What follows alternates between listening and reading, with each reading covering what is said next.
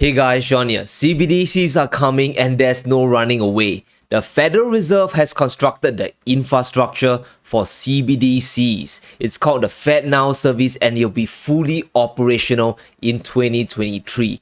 This is very scary news because we are moving towards the digital dollar and the groundwork has been laid out. Whether you're ready or not, the machines are coming for you. Jerome Powell has said it clearly in his speech. Most major economies already have or are in the process of developing instant 24/7 payments. Our own FedNow service will be coming online in 2023. And the purpose is clear as day. Power for the states, a US CBDC could also potentially help maintain the dollar's international standing. Now you might be wondering, isn't the FedNow just a 24/7 payment system? Isn't it just like PayPal and should have nothing to do with CBDCs? But this is where things get really interesting. Now, CBDCs are supposed to mimic the benefits of cryptocurrencies like Bitcoin, except it is controlled by the Federal Reserve. Instead of being decentralized, CBDCs needs to function like cryptos where anyone or any business can at any time send money to each other instantly. You don't need to be confined to a private service like PayPal or have an account in the same bank. No more waiting 24 hours for the money to clear in all those interbank transfers. There will be no more long settlement times or clearinghouse needed. The FedNow system will make every transaction instant. Banks no longer have to communicate with each other. They can do it through the FedNow service. After all, the FedNow's tagline is a foundation for an instant payments world, something that a CBDC will require. So the FedNow system will replace any clearinghouse. The Federal Reserve has the biggest liquidity pool in the world and they can print money, so there's no need to worry about all these reserve requirements, right? But the most important part of the FedNow is all you need is one single bank account to make any transaction. FedNow is the infrastructure or the rails that will allow the Federal Reserve to implement the digital dollar because it allows for one entity to control all digital transactions without the need for an intermediary.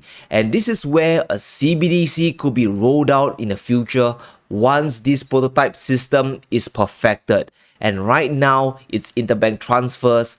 The next step will be person-to-person transfers. FedNow is the Gen 1 prototype and the digital dollar will be Gen 2. And it's not a stretch. Governor Michelle Bowman of the Federal Reserve has a long speech about FedNow and CBDCs. She says, "My expectation is that FedNow addresses the issues that some have raised about the need for CBDC. And I believe that confirms the fact that FedNow is trying to polish the framework and work out any kinks so that the dollar's launch, the CBDC, the digital dollar, will be seamless. There will be no need for any blockchain network."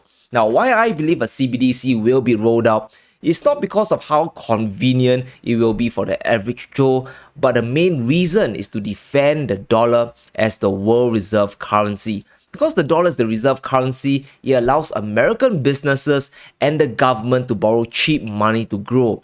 And the dollar only works if there's a huge liquidity pool in the market, right? That means a big network of people using the US dollar. Currently, we have that today. The dollar has the majority share of transactions around the world. It's more than 70% across every continent except for Europe. But this is done using the traditional transaction model of bank-to-bank transfers. The transactions are not seamless. There's still a lag time. And right now, there are many countries developing their own CBDCs that will allow users to settle their payments instantly. That means a new liquidity pool is building in the digital space. And if the US dollar doesn't enter the matrix with their own CBDC, it will lose liquidity or market share. So if more money flows into, say, the digital yuan or the digital euro, then this is a problem. Because there's no digital dollar, what's the point of holding traditional dollars when other CBDCs promise instant settlement? Yes, currencies can fluctuate in value, but it doesn't matter if transfers can be done in 1 second. And this will entice more buyers and sellers to hold the currencies of other countries, and the dollar will crumble in the real world as well. Remember, it is already below 60% of central bank reserves. So the FedNow system we see is likely the foundation to ensure instant payments can be done effectively. And this is where the CBDC horror story starts. Now, a CBDC is a new instrument. It is a digital token issued by a central bank that is pegged to the value of the fiat currency. So digital dollar token will be worth $1, and a lot of experts believe it will coexist together with physical fiat currency or cash.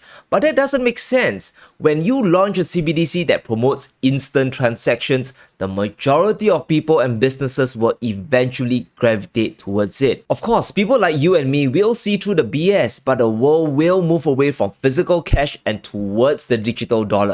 Remember, the majority of people will willingly sacrifice privacy for convenience. It's the same reason why we are using credit cards today or transferring money through PayPal. It can be tracked, but it's much faster than transporting physical dollar bills to the person that you want to pay. And guess what?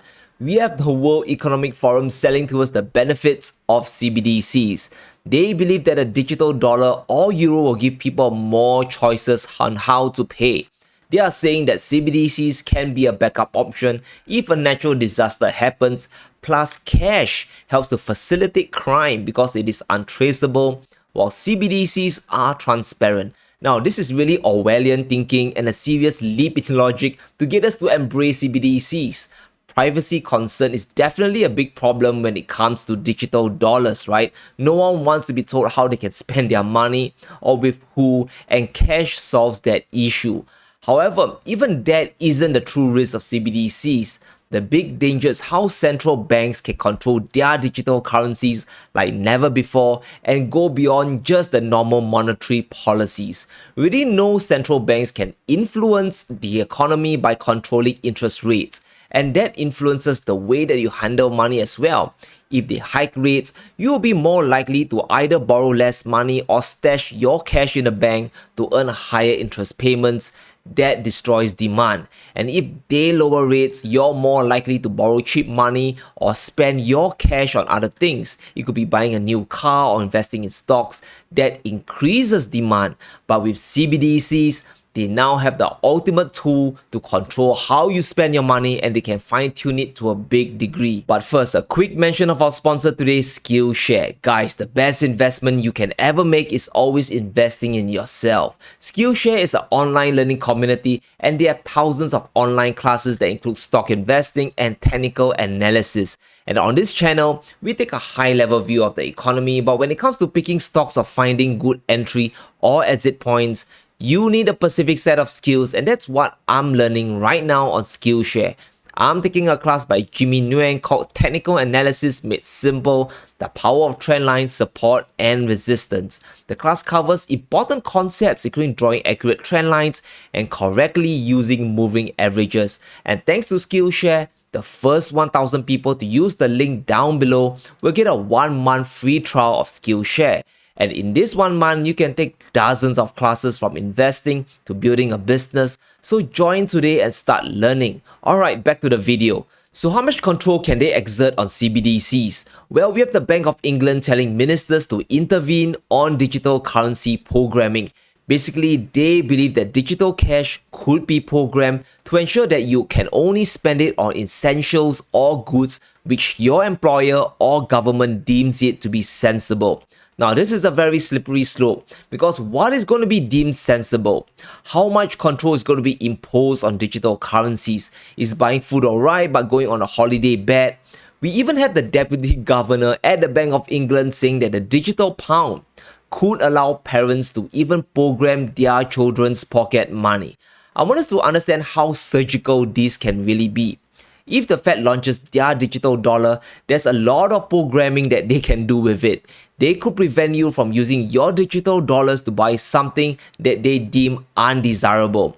Maybe it's paying for a trip to the casino today, but it could very well be buying a new fossil fuel car tomorrow. And let's say another stimulus check comes in and it is in the form of a CBDC.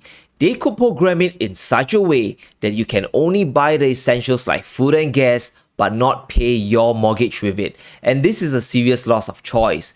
This is the slippery slope that can spiral out of control. And with a CBDC, the Fed can control how consumers spend their money across the economy and even the way they invest. And let's say the Fed wants investors to pump up the stock market, they could very well restrict the digital dollar's investment use. Maybe you can only use it to buy equities and you can't buy hard assets like precious metals or even cryptocurrencies with it. The possibilities are endless because if a CBDC was to come, everyone will be dealing directly with the Federal Reserve and not your commercial bank. You will have a digital wallet with the Federal Reserve and store your digital dollar tokens there. The Fed could pay you interest on your deposit directly, they could give you loans immediately, and they could take taxes out of your account directly. There's absolutely no hiding any money in any commercial banks anymore. You can kiss goodbye to offshore accounts. And make no mistake, it is going to come sooner or later. We have the vice chair of the Fed, Brainerd, saying it could take 5 years to develop a CBDC. But how far can the Federal Reserve go with their digital dollar? How much control can they exert on the consumers? And what type of monetary policies can they enact? We just need to look at how China's digital yuan is being handled. Now, China did a launch of their CBDC back in 2020 across key cities, including Shenzhen. And now they have expanded it to Hong Kong and they are using it across the economy to stimulate spending. Today, there are over $87 billion in digital yuan transactions and over 260 million digital wallets created. But during the test trial in Shenzhen, the government gave away $3 million worth of digital yuan to people, but they restricted the spending to around 3,000 Pacific retailers in a single district. You can't spend the money elsewhere. And this is relatively mild for now, but it shows you how the governments can restrict where you spend your digital currencies. So programmable money is not a myth. And this brings us to the biggest risk of CBDCs when it comes to monetary policy. If they want to stimulate spending, the Fed could program stimulus checks with expiry dates that will force you to spend it or lose it. And if they really want you to spend, they can always program negative interest rates that will motivate you to use your digital dollars or literally watch them evaporate. They can rewire your consumption habits. And this is very dangerous because it can artificially prop up the economy and cause more asset bubbles to balloon. Can you predict what will happen if things get bad enough? People will be cashing out of their CBDCs and running into real stores of value like gold. Unless, of course, they prevent you from using any Fed coins to buy gold. And CBDCs can be used to facilitate capital controls as well. It is no surprise that China outlawed Bitcoin because it allowed people to flee the country with their money, bypassing the Chinese financial system. And this is another risk of the digital dollar, the inability to flee with your money, and now you are stuck using it domestically. Now, sooner or later, every central bank will likely want to develop their own digital currency. In fact, the CBDC tracker tracks the progress of CBDCs across the globe, and it shows a very disturbing trend. There are now 105 countries exploring creating their own CBDC, and 16 of the 20 most developed countries, the G20, are already in the development or pilot stage. We are talking about countries like Australia, Canada, and the Eurozone. And we need to talk about being prepared for this eventuality. We need to be more self-sufficient and start purchasing what we need now before the rollout. This is the period to actually get the hard assets that we want, because we won't know what will be restricted and what won't. We can't see into the future. We already have the Bank of Australia refusing to give loans for fossil fuel cars. So if you think a CBDC won't affect your consumption behavior, you might want to think again. And the biggest financial risk I see is how the digital dollar will spark further inflation. Now the Fed can print money and mint new digital tokens from thin air without any reserve requirements. And if they force people to spend those tokens to stimulate the economy, we are going to see new waves of inflation like never before. I think the most important thing is to have a portion of your purchasing power and money outside of the financial system in hard assets that can't be confiscated or controlled digitally. And at this point, I don't really care if it's gold, silver, real estate, or land.